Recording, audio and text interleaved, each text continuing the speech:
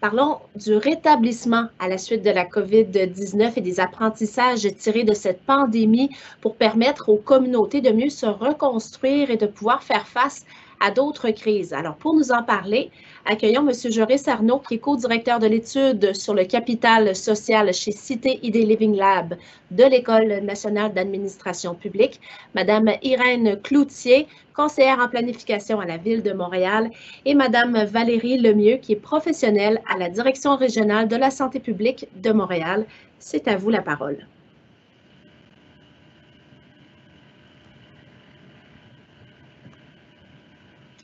Oui, merci beaucoup de me donner l'opportunité de partager nos travaux. Je suis donc agent de recherche et de planification au CID Living Lab, et je vais parler un peu du rétablissement face à la COVID-19.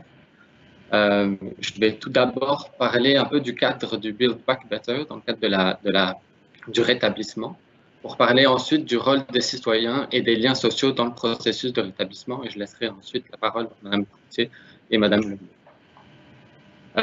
Donc le Build Back Better, c'est une notion qui s'inscrit dans le cycle des catastrophes, qui s'inscrit dans toutes les différentes phases de la prévention, la préparation, l'intervention et le rétablissement. Mais aujourd'hui, on va parler un petit peu plus du rétablissement, qui est défini donc dans la politique de 2014 comme l'ensemble des décisions et des actions prises à la suite d'un sinistre pour restaurer les conditions sociales, économiques, physiques et environnementales de la collectivité et réduire les risques. Le Build Back Better, c'est quelque chose, donc ça s'inscrit ça a été cristallisé dans le cadre de Sendai en 2015. Et l'idée, c'est qu'au niveau du rétablissement, le rétablissement, ce n'est pas forcément un retour à avant, mais il y a l'idée d'améliorer aussi. Et donc, le rétablissement à ce moment-là doit être considéré comme une occasion pour améliorer les conditions sociales, économiques et environnementales prévalant avant un sinistre. Le Build Back Better, il se découpe sous deux phases. Donc, il y a une phase à court terme, qui est la phase de réhabilitation, et une phase à plus long terme, qui est une phase de reconstruction. Excusez, j'entends des bruits en même temps. Donc, la phase de réhabilitation, on va préparer la phase de reconstruction, mais on va être encore un peu dans les opérations, alors que la phase de reconstruction, on va vraiment essayer de reconstruire, de se rétablir. C'est une phase qui est souvent plus difficile, qui est souvent oubliée par rapport aux autres phases de crise, parce que finalement, on retourne dans une certaine normalité, et c'est donc plus difficile de mobiliser des ressources pour ces phases-ci. Il faut voir aussi qu'il y a beaucoup d'interactions, d'itérations entre la phase de réhabilitation et la phase de reconstruction.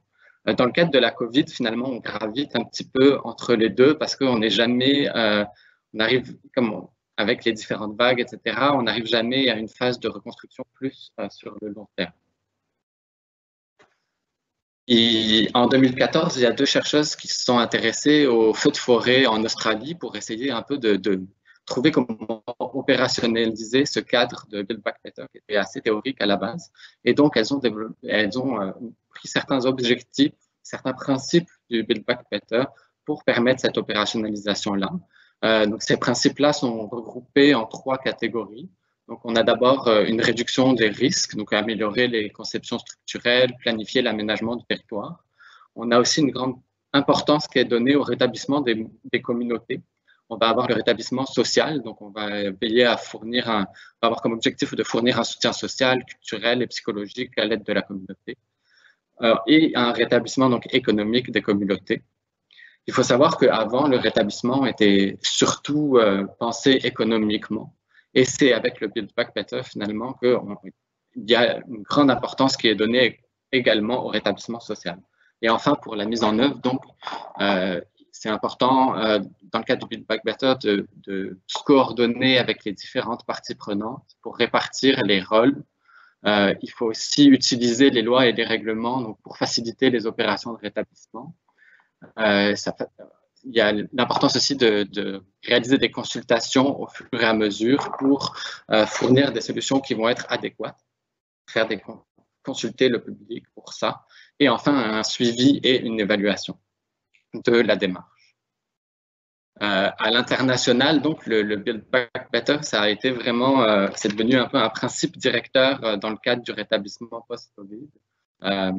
C'est notamment l'OCDE donc, qui dit que la relance après la Covid-19 doit être centrée sur les communautés, les individus, et doit tenir compte des facteurs sociaux et environnementaux.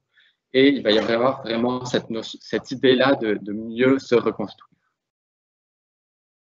Au CTIT, il y a un projet une démarche de recherche-intervention qui a été menée avec la SCQ, avec des financements du ministère de la Sécurité publique et de MyTax.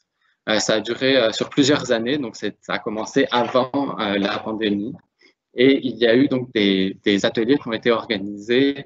Il y a eu, avec près de 200 acteurs municipaux de la sécurité civile et des partenaires, des ateliers qui ont été tenus à Repentigny, à Québec et à Rimouski, des webinaires et des séances de travail également.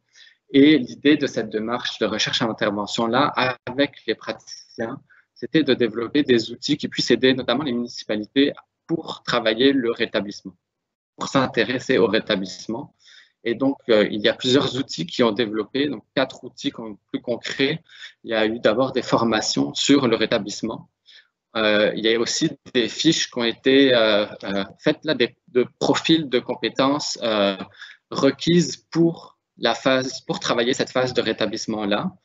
Un plan de mise en œuvre aussi pour le rétablissement. Et enfin, des modèles de plans de rétablissement qui ont été développés pour les municipalités. Donc, ces modèles-là sont disponibles, sont accessibles. Il y a 2 types de modèles de rétablissement. Il y a un premier modèle qui est tout risque, et avec l'arrivée de la pandémie, ce modèle de rétablissement-là, tout risque, a été aussi adapté au contexte de la pandémie, donc pour faire un deuxième modèle de plan de rétablissement qui soit là pour le rétablissement post-Covid-19. Et donc, dans ce cadre, ces plans de rétablissement-là, ils sont très évolutifs, ils peuvent être adaptés aux organisations municipales, à chaque organisation. Et donc, dans le cadre de cette planification-là du rétablissement, souvent, les municipalités préconisent des objectifs sur le court terme, donc de minimiser l'impact sur le facteur humain, de retourner à une forme de normalité, mais aussi des objectifs sur le long terme. Donc, mettre en place une perspective de réduction des risques pour les prochaines crises notamment. Puis, ces plans de rétablissement-là, il y a aussi traitent de différents enjeux et de différentes tâches qui peuvent être faites par les municipalités pour prévoir ce rétablissement. Enfin, donc, quelques constats plus sur le Build Back Better et le rétablissement post-Covid à l'échelle régionale et municipale. Donc, il y a un constat d'abord, c'est que la fluctuation des courbes de l'évolution du nombre de cas confirmés de COVID-19 influence et complexifie le rythme, la vélocité et la planification du rétablissement. C'est vraiment un contexte qui est extrêmement difficile pour le rétablissement. Il y a aussi une difficulté à anticiper les recommandations gouvernementales qui va se répercuter sur l'opérationnalisation du rétablissement. D'une manière générale, on dit dans la gestion de crise que la phase d'intervention, c'est un sprint et que le rétablissement, c'est plus un marathon. Dans ce cas-ci, dans le cas de la COVID-19, finalement, le rétablissement, il est considéré par les praticiens comme un ultra-marathon. Ça donne un peu une image de la difficulté. Et il y a aussi des difficultés qui sont liées à l'épuisement et l'absence de rotation du personnel qui est destiné au rétablissement finalement. Et donc on voit, c'est souvent les mêmes personnes qui travaillent sur l'intervention et puis le rétablissement, mais on a un épuisement donc de ces capacités-là. Je vais parler maintenant un peu plus du rôle des citoyens dans le processus de rétablissement. Donc, en temps de crise, on a remarqué que les liens sociaux permettent de réduire les effets d'un événement et de se rétablir justement plus rapidement. On voit donc dans le cadre du Build Back Better qu'il y a une grande part qui est donnée aux communautés. Donc, c'est sur ça que je m'intéresse plus ici. Donc, les liens sociaux, ils vont permettre d'augmenter notre résilience individuelle, mais aussi collective en tant que communauté, en tant que société. Et notamment, dans le cadre des crises, les liens sociaux vont jouer un rôle majeur pour accéder à des ressources essentielles, qu'elles soient financières ou non financières, pour limiter le nombre de morts dans le cas de certaines crises, pour appuyer la reconstruction et enfin pour atténuer les dommages psychologiques des crises. Quand on parle des liens sociaux, on s'intéresse à la notion de capital social, qui est donc l'ensemble des ressources qui sont offertes aux individus par l'entremise de leurs relations sociales. Il y a des évidences donc, qui viennent sur le rôle du capital social en matière de résilience dans différentes crises. Donc, ça a été le cas pour les vagues de chaleur à Chicago en 1995, lors de l'ouragan Katrina en 2005, mais aussi lors de la triple catastrophe, donc tremblement de terre, tsunami et incident nucléaire au Japon en 2011.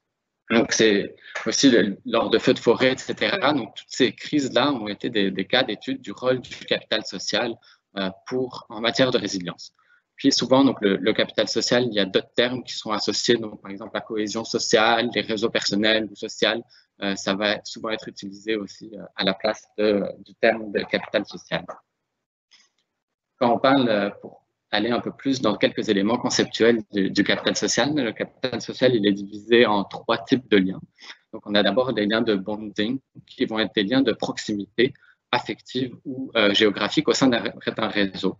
Ça va être des liens qui vont être considérés comme forts par leur fréquence et leur intensité, et entre souvent des personnes au profil sociodémographique avec une certaine homogénéité. Les liens de bridging, eux, donc ça va être des liens plus horizontaux, donc qui vont être catégorisés comme faibles par leur fréquence et leur intensité. Et enfin, les liens de linking, qui vont être ici des liens verticaux avec des individus, des entités ou des institutions dont émane un certain pouvoir politique ou financier. Ou à une certaine autorité, une influence. Donc, on pourrait parler, par exemple, de la relation avec les élus, etc. Enfin, ce capital social-là, il est à la fois individuel, donc chaque personne a un certain niveau de capital social, mais aussi collectif au niveau de la communauté. On voit quelques facteurs pour permettre de mesurer le capital social. On utilise des facteurs. Donc, on va regarder, par exemple, on va s'intéresser à aux relations familiales et aux amitiés, à la confiance, que ce soit envers les inconnus, envers nos gouvernements ou envers les gens de notre quartier. On va regarder aussi, s'intéresser à l'engagement et la participation communautaire ou associative, l'engagement et l'habilitation politique, ou la socialisation informelle avec nos proches, nos voisins, etc. Pour aller un peu plus dans les impacts du capital social en temps de crise, donc il y a j'ai divisé ici les impacts en fonction des liens de bonding, de bridging ou de linking. Donc les impacts qu'on va avoir du capital social sur les crises, donc ça va permettre une meilleure circulation de l'information, des avertissements et des alertes quand il y a un grand taux de capital social de type bonding. Ça va permettre une préparation préalable aussi aux crises. Ça va permettre d'obtenir de l'aide, de l'assistance immédiate. On va voir aussi que le capital social va faciliter l'action collective, l'entraide lors de crises, et va être directement aussi relié à la réduction de la mortalité. Au niveau plus du bridging, le capital social va permettre donc l'accès à de l'information et du matériel disponible au sein de groupes sociaux différents. Ça va aider pour les évacuations. Par exemple, on a vu lors du tsunami au Japon en 2011 que les gens, dans les endroits où le capital social était élevé, les gens allaient s'entraider pour évacuer, aller prévenir, aller chercher des personnes de leur communauté qui n'auraient pas pu se déplacer tout seuls pour les aider à évacuer, etc. Et donc, c'est lié aussi à une réduction de la mortalité, finalement. On va aussi, il va y avoir donc un accès à des ressources et des occasions à saisir pour la reconstruction et le rétablissement. Et enfin, ça va favoriser le rétablissement à long terme. Pour les éléments plus de linking, donc ça va aussi aider sur les évacuations, notamment par la confiance envers les messages des décideurs. Ça va aider aussi le capital social va aider à faire valoir les intérêts de notre communauté auprès des gouvernements et de ses représentants pour avoir notamment des ressources, etc., pour se reconstruire. Et donc, ça va contribuer au rétablissement au plus long terme. Et on voit ici qu'il y a vraiment une importance de la complémentarité entre les trois types de liens. Mais donc, Madame Lemieux en parlera un peu plus tard, mais il y a aussi un potentiel d'exclusion de certains groupes du processus d'aide quand il y a un type de lien qui est trop développé. On s'est intéressé donc maintenant au capital social en temps de pandémie pour comprendre donc comment le capital social des Montréalais et Montréalaises favorise ou non leur résilience individuelle et collective à la COVID-19. Donc pour ça, on a commencé à regarder donc en partenariat avec la ville de Montréal et la direction régionale de santé publique de Montréal, donc à regarder l'apport des liens sociaux dans le rétablissement collectif. Pour ça, on s'intéresse aux comportements sociopositifs qui ont été adoptés, donc par exemple l'entraide ou les réseaux de soutien interpersonnel qui se sont développés. Donc les activités ou les réseaux d'entraide qui se sont développés, les organismes communautaires également qui ont été mobilisés. On s'intéresse également aux sources d'information et à la confiance envers celles-ci, donc les différents paliers de gouvernement, mais aussi les amis ou notre employeur, etc. On s'intéresse à la question de la perception du risque, de la crainte, de la perception de l'efficacité des mesures, de leur clarté, etc. Et comment ceci influence finalement le respect des directives de santé publique. Donc, l'objectif de cette étude-là, c'est vraiment d'outiller la Ville de Montréal et la Direction régionale de santé publique pour le développement des deux types de résilience, donc individuelle et collective. C'est une étude donc, qui est adaptée d'une étude réalisée à Boston et à New York par l'équipe de Daniel Aldrich. Et donc, eux, on a quelques résultats qui proviennent pour le moment de Boston et New York. On voit notamment dans ces deux villes-là que la confiance envers le président et le niveau fédéral est liée à une absence de changement de comportement. Ça, il faut dire que cette étude-là a été réalisée avant le changement d'administration aux États-Unis. On voit aussi que la confiance envers le voisinage donc, entraîne des comportements altruistes. Et puis, ils ont utilisé aussi d'autres indicateurs pour voir que les liens de bonding sont corrélés à plus d'infections au début de la pandémie. Mais que les liens de linking et de bridging, eux, sont corrélés avec moins d'infections. En ce qui concerne nos données, ici à Montréal, on commence à avoir des résultats. On vient de finir de récolter les données. Donc, on est en train d'analyser les résultats, mais ce qu'on voit, c'est qu'on observe une augmentation générale de la méfiance envers les inconnus ou envers les populations plus jeunes, les jeunes adultes. On voit aussi qu'il y a près de la moitié des répondants, donc il y a eu 1700 répondants donc dans 6 arrondissements de Montréal, et près de la moitié des répondants ont demandé de l'aide depuis le début de la pandémie. On voit aussi qu'il y a une part importante des répondants qui ont un très petit réseau, que ce soit amis, famille ou voisins à qui ils pourraient demander de l'aide. On voit aussi qu'il y a une évolution des relations avec les voisins et le réseau social qui a tendance à se détériorer depuis le début de la pandémie. Et on observe aussi une différence entre les arrondissements. On a commencé à regarder aussi les liens entre les différentes variables et on voit, donc, par exemple, on a commencé à voir que plus la confiance augmente, notamment la confiance envers les ministères et organismes, plus les gens ont tendance à respecter les directives de la santé publique. Également, on commence à remarquer que plus notre réseau social, donc plus nos amis, notre famille, etc., vont avoir tendance à respecter les directives, les répondants vont également avoir tendance à respecter ces directives-là. Donc, il y a vraiment un lien, là, une tendance à la conformité avec son réseau social. Donc, l'idée, donc là, je présente vraiment, c'est des premiers résultats. On va continuer dans les prochaines semaines à analyser les données. Et l'idée, c'est vraiment pouvoir outiller ensuite de ça la ville de Montréal et la direction régionale de santé publique de Montréal pour pouvoir mettre en place des actions. Donc, je vais laisser maintenant la parole à ma collègue, donc, Irène Cloutier de la ville de Montréal.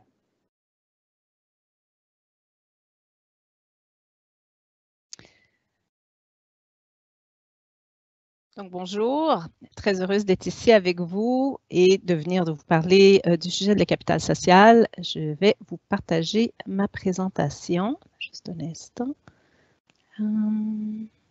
Celui-là.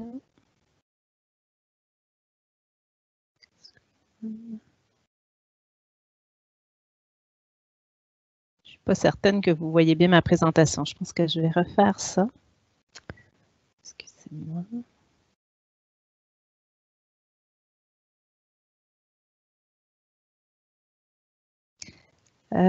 Bon, ben, je vais vous présenter la présentation. Je ne vais peut-être pas pouvoir la mettre en mode plein écran par contre parce que je pense que c'est impossible.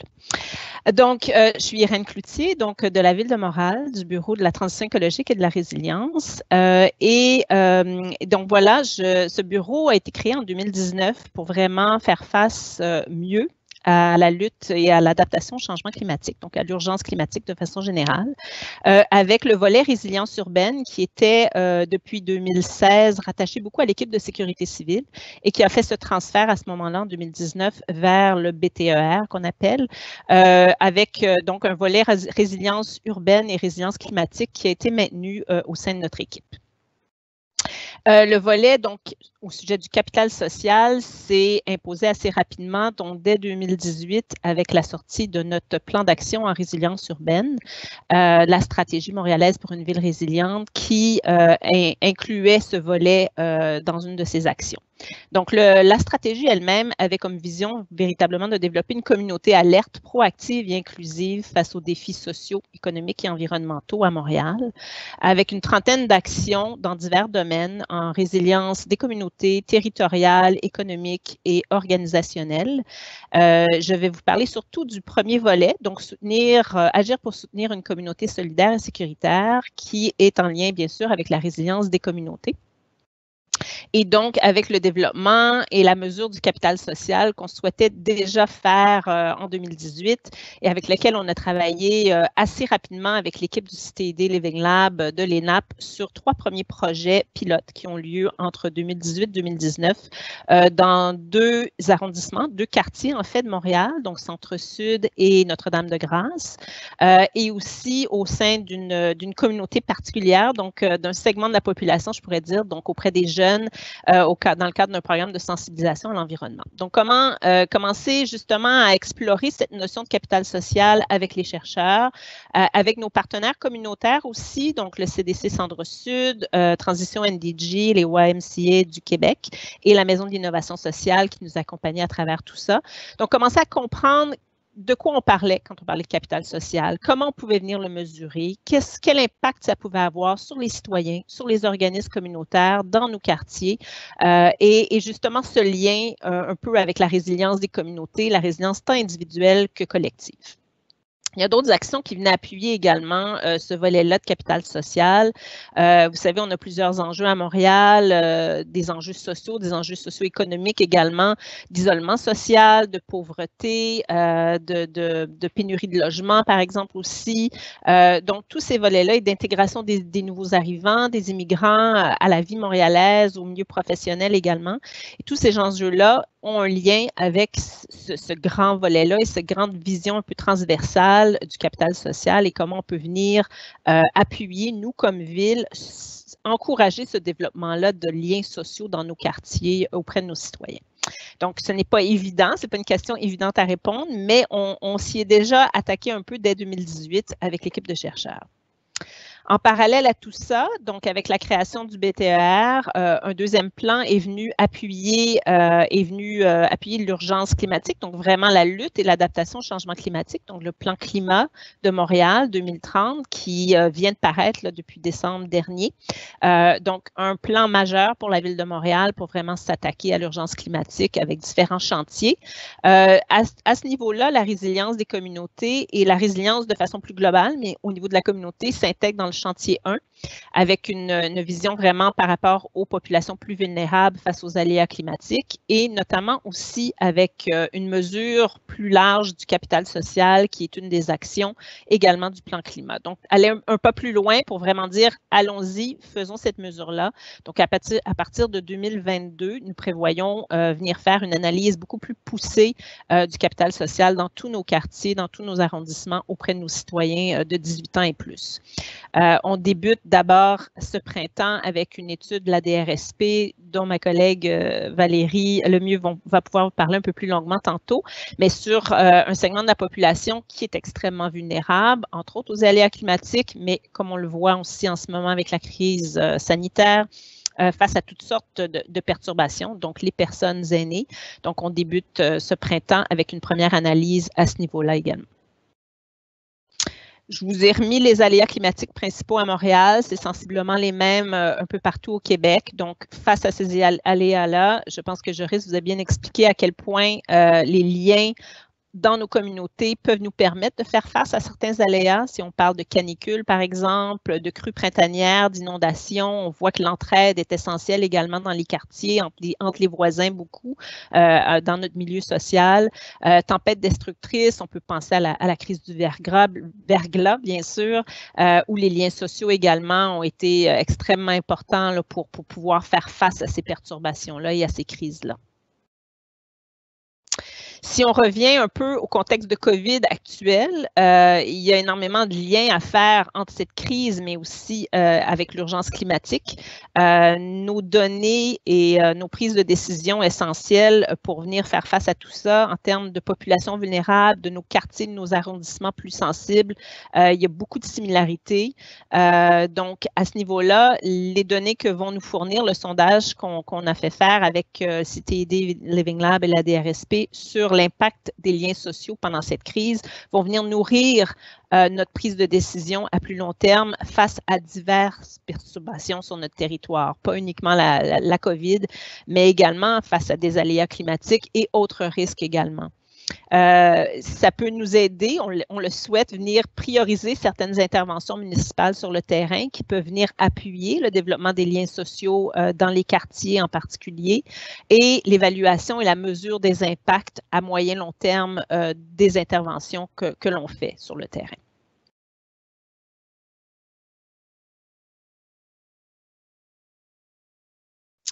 Quand on parle d'intervention municipale ou d'intervention urbaine et de capital social, ben, de quoi parle-t-on essentiellement? Parce que c'est facile à dire que la ville va venir développer du capital social dans nos communautés. C'est plus difficile à faire. Comment on fait ça? Certaines pistes de solutions que nous avons à Montréal, et il y en a d'autres sûrement, et c'est en développement, c'est un cheminement, tout ça. C'est par exemple en termes de verdissement des ruelles, d'agriculture urbaine, même de plantation d'arbres, si on peut parler de plantation d'arbres en termes de gestes civiques, gestes citoyens, que ce soit nos citoyens, nos résidents ou nos citoyens corporatifs également. Le geste de planter un arbre pour prévenir les îlots de chaleur urbains, par exemple, peut servir de capital social, bâtir des liens dans nos communautés. Notre programme de ruelles vertes, par exemple, en est un très bon exemple également, à quel point tout ce programme-là, qui est existant depuis un certain nombre d'années, a créé ces liens sociaux-là dans certains quartiers de Montréal et entre les liens de bon voisinage, surtout, entre les citoyens. On pense que l'agriculture urbaine a également ce potentiel-là de venir appuyer ces liens-là. Toutes les infrastructures sociales, culturelles, sportives et de loisirs sont essentielles également pour cette construction-là. Nos bibliothèques, nos maisons de la culture, nos marchés publics, ce sont des institutions, des infrastructures qui sont essentielles pour que les citoyens puissent se rencontrer, se côtoyer, apprendre les uns des autres, suivre des formations aussi, avoir accès à de la médiation culturelle aussi plus facilement et abordable aussi pour tous. Donc, c'est vraiment des institutions importantes pour bâtir du capital social à Montréal et nous souhaitons poursuivre ce soutien-là auprès de nos grands partenaires. La participation citoyenne est un élément important et un des projets très spécifiques que la Ville a mis sur pied tout récemment, c'est un budget participatif en transition écologique. Un budget donc qui est accordé de 10 millions de dollars pour cette année pour réaliser des projets qui sont soumis et qui sont sélectionnés par la population montréalaise. Donc, des projets de tout genre qui touchent à toutes sortes d'aspects. Vous savez, la transition écologique ou socio-écologique, c'est très vaste comme sujet. La résilience s'y intègre également. Donc, il y a vraiment toutes sortes de projets. On est à l'étape justement de commencer à regarder ce qui a été proposé par les citoyens depuis le mois de décembre. Et justement, quand on parle de Build Back Better, ça en fait partie. Je pense que ce genre de projet-là va venir impliquer les citoyens, amener cet engagement citoyen qui est si essentiel pour cette relance à Montréal. Et finalement, des projets de sensibilisation à la résilience urbaine et climatique, et je dirais plus largement à la sécurité civile et à la sécurité urbaine, avec toutes les vulnérabilités qu'on a sur le territoire qui ont été exacerbées par cette crise. Si on parle de la pénurie de logements, avec tous les enjeux d'itinérance qu'on a et qu'on vit toujours et qu'on doit trouver des solutions assez rapidement dans tout le contexte qui est changeant. La fracture numérique, notamment aussi auprès de nos citoyens, tant les plus jeunes que les plus âgés. C'est vraiment un enjeu important que la Ville commence à essayer de mieux comprendre et mieux saisir, encore avec le lien du capital social, parce que vous savez, tous nos liens sociaux se font à travers l'Internet, à travers nos outils communicationnels. Donc, la fracture numérique, pour ceux qui n'ont pas accès ou qui ne savent pas utiliser ces outils-là de communication, il y aurait une réelle fracture par rapport à ça. Et donc, par rapport aussi à des aléas climatiques, je vous en donne un exemple qui suit. Donc, certains projets que le Bureau de la transition écologique et de la résilience appuie et a appuyé tout récemment ou a même initié, donc le sondage sur le capital social et la COVID dont on vient de vous parler, mais également une campagne de sensibilisation préventive aux vagues de chaleur que nous avons initiée comme projet pilote à l'été 2020 avec la patrouille verte du regroupement des écoquartiers, mais aussi avec comme partenaire la Direction régionale de santé publique et notre centre de sécurité civile. Donc, vraiment venir faire de la sensibilisation préventive aux vagues de chaleur et au changement climatique de façon plus globale. Donc, dans 6 quartiers bien précis, fortement impactés par la canicule de 2018, entre autres. Et on va reprendre cette formule cette année en l'amplifiant un peu plus dans 9 quartiers avec plus de citoyens sensibilisés. Le troisième projet qui vient tout juste de débuter, donc qui est à 2 volets. Donc, les pôles de résilience communautaire et climatique avec une étude des meilleures pratiques dans un premier temps, des meilleures pratiques qui se font un peu à l'international, mais aussi localement, pour essayer de nous guider à travers notre compréhension des impacts réels de ce genre de projet-là dans d'autres villes à travers le monde, mais aussi en parallèle, un projet pilote qui vient d'être financé par le ministère des Affaires municipales et de l'Habitation et donc qui vont appuyer le regroupement des organismes mandataires Tandem en collaboration avec nous et le service de la diversité et de l'inclusion sociale à la Ville pour développer 5 premiers projets pilotes de pôles de résilience dans des arrondissements à Montréal au cours des 3 prochaines années. Et finalement, une enquête sur les conditions sociales et la résilience des personnes aînées, un projet qui fait partie, un projet d'impact collectif de la DRSP, le réseau Résilience Aînés Montréal, et avec d'autres volets qui vont venir appuyer également le développement du capital social et des liens, donc ces liens sociaux-là entre nos personnes aînées à Montréal. Ma collègue Valérie Lemieux, justement, qui suit et chapeaute ce projet-là, donc je suis très heureuse de pouvoir collaborer avec elle à ce sujet-là. Je pense qu'à Montréal, le Build Back Better, la relance, le rétablissement de notre ville doit ultimement passer par une relance verte et inclusive. Notre mairesse l'a souvent mentionné et justement à travers ça, c'est ce qui va faire que cette relance va être résiliente. Nous le souhaitons tous. Merci beaucoup pour votre attention et je passe la parole à ma collègue Valérie Lemieux.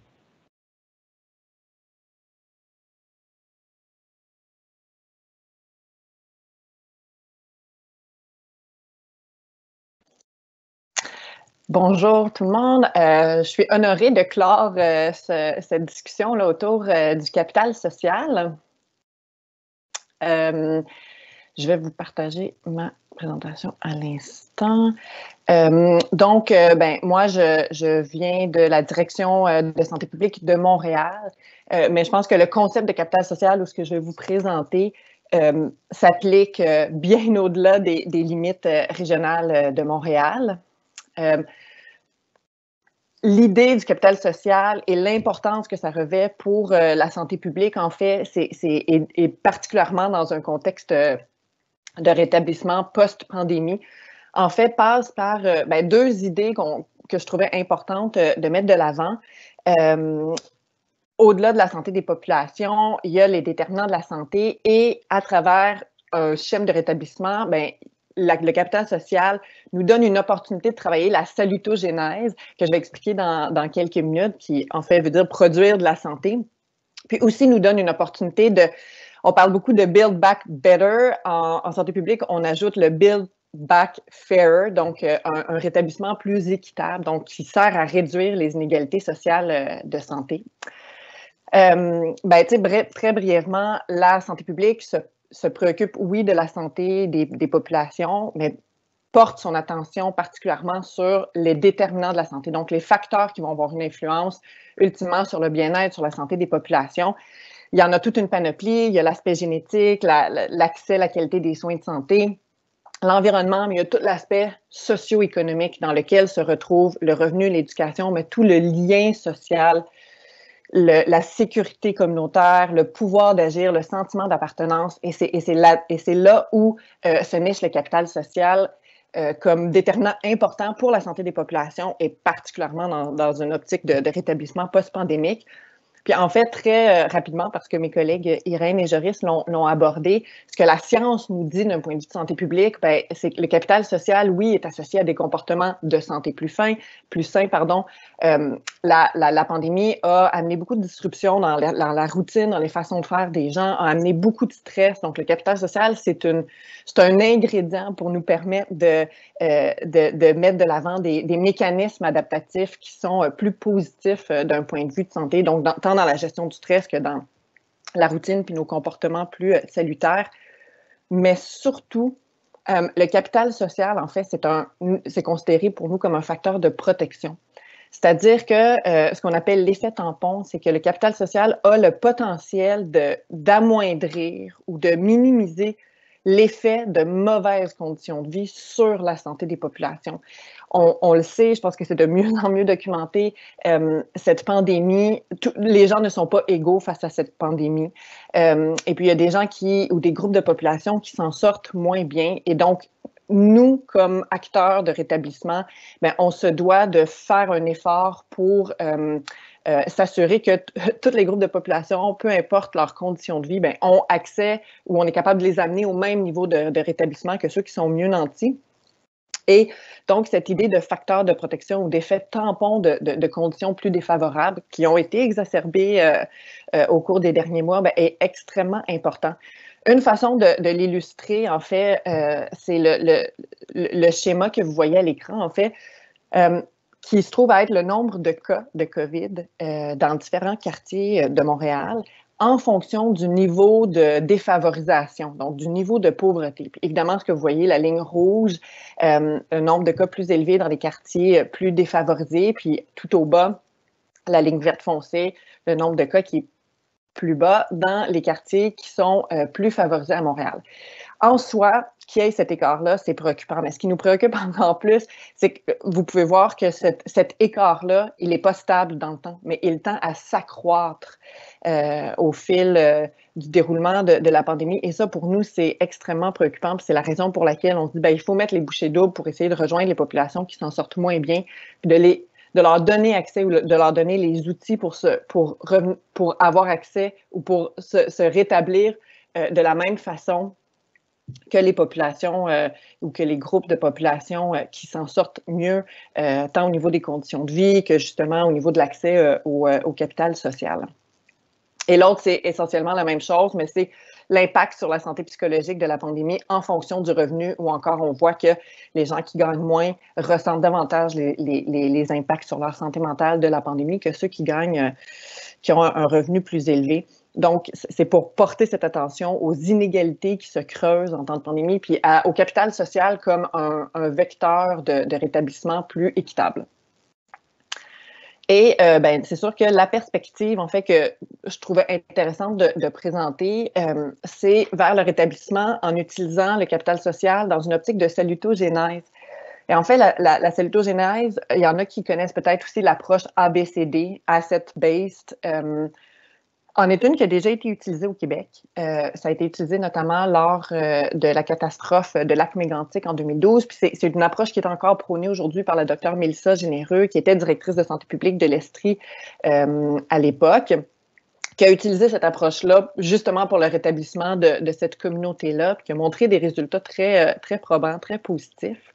Et en fait, la salutogénèse, c'est une perspective sur le rétablissement, où on va passer d'une approche de protection, où les gens sont des victimes, où il faut protéger les gens contre un risque ou une menace à la santé ou au bien-être, vers une approche de promotion de la santé, où on va plutôt focaliser sur les forces vives, les ressources existantes dans la communauté, et puis les utiliser comme moteur de changement, comme moteur de rétablissement. Donc, ce qui sous-tend cette perspective-là, d'abord, c'est de considérer les membres d'une communauté comme comme ayant un pouvoir d'agir individuel, collectif et comme agent de changement plutôt que comme victime, comme je le disais précédemment, qui mise beaucoup sur les atouts, sur les ressources locales, de les faire rayonner. On le voit depuis le début de la pandémie, pour ne pas les nommer, les organismes communautaires sont extrêmement présents, ont été agiles et proactifs pour aider les populations les plus fragilisées. Les travailleurs de la santé aussi. Est-ce qu'on peut travailler pour faire rayonner puis mettre en place solidifier ces atouts-là dans une communauté, dans une ville, dans une municipalité? Et puis, est-ce qu'on peut donner aussi une tribune puis une voix aux groupes qui sont peut-être traditionnellement laissés pour compte, marginalisés, pour explorer avec eux leur réalité et trouver des pistes de solutions qui sont acceptables, qui sont réalistes, qui sont faisables.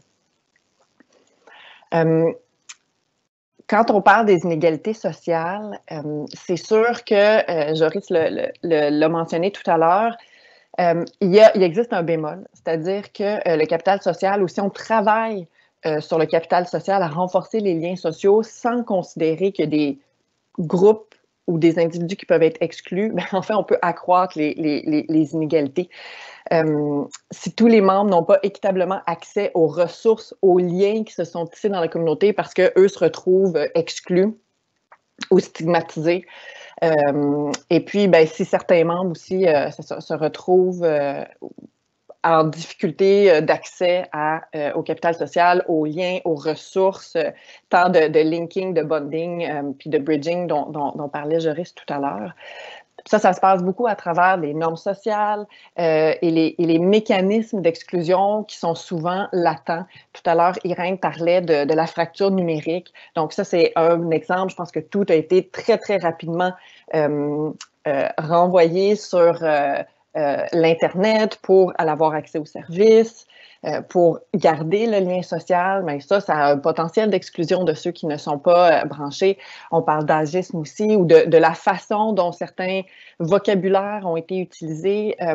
En santé publique, on parle beaucoup de cas de COVID, des cas suspects, mais je pense que vous savez que dans certaines communautés, être un cas suspect, c'est beaucoup plus associé à un profilage racial qu'à une notion de santé publique. Donc, des fois, même dans l'utilisation du vocabulaire, sans le vouloir, on peut exclure ou stigmatiser des groupes de population puis nuire à l'accès au capital social. Donc, ça, c'est quelque chose à garder en tête. Puis aussi, de savoir que ça prend un minimum de capital socio-économique et culturel pour pouvoir accéder aux liens sociaux, aux ressources dans la communauté. Donc, de là, l'importance en santé publique de travailler sur l'ensemble des déterminants de la santé, les déterminants sociaux de la santé, l'accès à un logement, un revenu décent, et toute la persévérance scolaire, donc le niveau de scolarité, donc la base, si je peux dire, de la pyramide de Maslow pour que les gens puissent, une fois ça consolidé, pouvoir accéder au capital social.